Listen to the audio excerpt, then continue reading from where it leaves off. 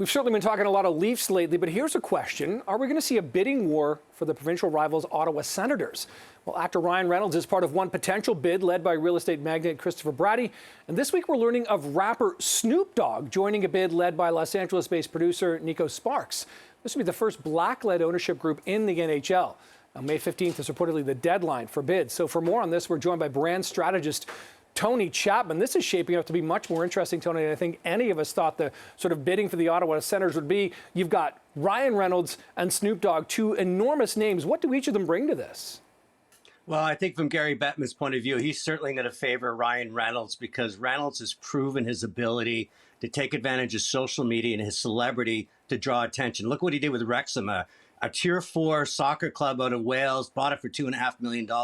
Set record sales this year, sold more T-shirts than they've ever sold.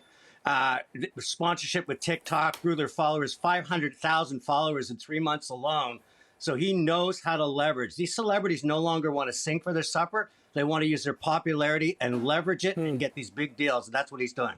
So you think that's a repeatable formula even at the NHL level? I mean, the Wrexham one kind of became a Cinderella story. There was, I think Disney even got involved on that side. Yeah, Disney did it. He'll sell a content. He'll turn this into a content play with Disney, who he's very attached with. I think he'll take back, you talk about the Mighty Ducks, the old Sheen movies. He'll create a movie out of this. He'll take the concept of Senators and use it in the metaverse. He'll do all sorts of things we don't imagine because that's what he does. He's 3 steps ahead of almost anybody when it comes to content, amplification, and monetization. That's what makes him special. That's why he's worth $350 million. Not just doing movies like Deadpool, but things like Maximum Effort, Mint Mobile, Aviation Gin. He knows how to leverage. Now, Snoop Dogg, for example, though, has done a lot of partnerships, for example, with Martha Stewart, whether it's weed or wine, those sorts of things. He seems to know a thing or two about it, but no one's really ever connected Snoop with the NHL.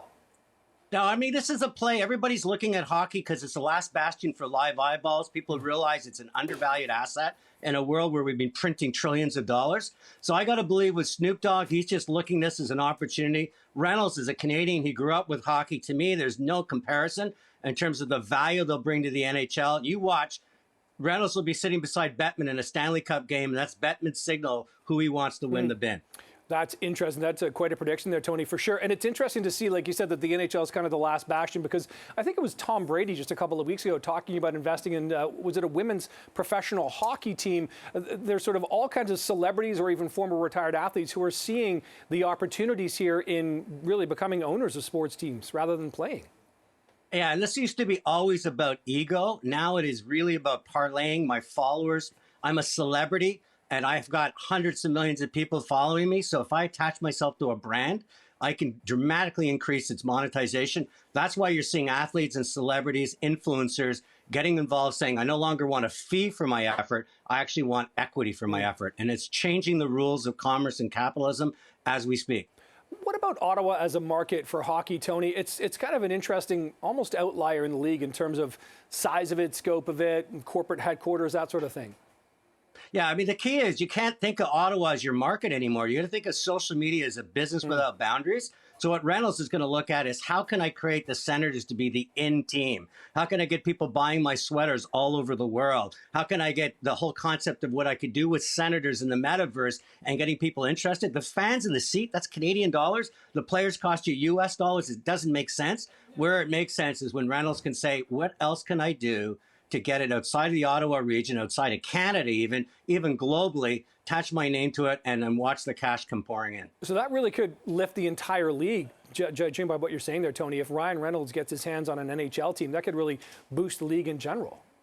Well, think of the value. I mean, if Ottawa Senators are worth over $1 billion, think of what the Leafs are worth. Think of how TD Bank must have felt selling your interest in that team years ago. This is just showing that sports, integrated sports gambling, everything that's going on within sports is where monetization is happening right now. So we're going to see bigger and bigger deals. People like Brady, they want to be attached to it. LeBron James will be another one when he retires because they understand the business of doing business. They understand entertainment and engagement. Live sports, indeed. It's the only thing you can't really PVR and then watch later, unless you want to sort of avoid spoilers like crazy. Okay, brand strategist Tony Chapman, appreciate the insight this afternoon. Thanks for being here.